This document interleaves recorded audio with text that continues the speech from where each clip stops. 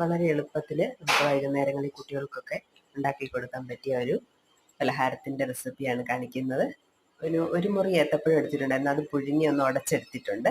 അതിലേക്ക് ഒരു 1.5 കപ്പ് ഗോതമ്പ് പൊടി ഇട്ട് കൊടുത്തിട്ടുണ്ട്.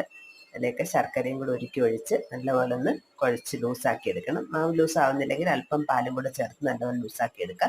അതിലേക്ക് ഏലക്കാപ്പൊടിയും തേങ്ങാക്കൊത്ത് അരിഞ്ഞത് ഇട്ട് കൊടുക്കുക. പിന്നെ ഒരു അല്പം സോഡാപ്പൊടി, ഇതൊന്ന് വീർത്ത് വരും നമ്മൾ എണ്ണയിലേക്ക് ഇടുമ്പോൾ. അതിന് വേണ്ടിയിട്ടാണ് അല്പം സോഡാപ്പൊടി ചേർക്കുന്നത്. കുറച്ച് കറുത്ത എള്ളുമൊക്കെ ചേർത്ത് നല്ലപോലെ ഒന്ന് മിക്സ് ചെയ്ത് ഒരു 10 മിനിറ്റ് ഒന്ന് റെസ്റ്റ് ചെയ്യാൻ വേണ്ടി വെക്കണം.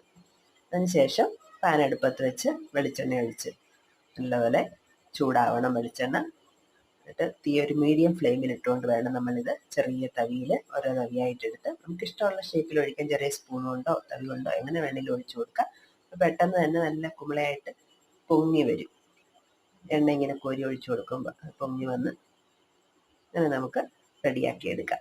കുട്ടികൾക്കൊക്കെ ഇഷ്ടപ്പെടും, നല്ല ടേസ്റ്റാണ്. എല്ലാവരും ഒന്ന് ട്രൈ ചെയ്ത് നോക്കണം. വീഡിയോ ഇഷ്ടപ്പെട്ടാൽ ലൈക്ക് ചെയ്യണം, ഷെയർ ചെയ്യണം, സബ്സ്ക്രൈബ് ചെയ്യണം. ഈസി ആയിട്ടൊരു സ്നാക്കാണ്. എല്ലാവരും ട്രൈ ചെയ്ത് നോക്കണം.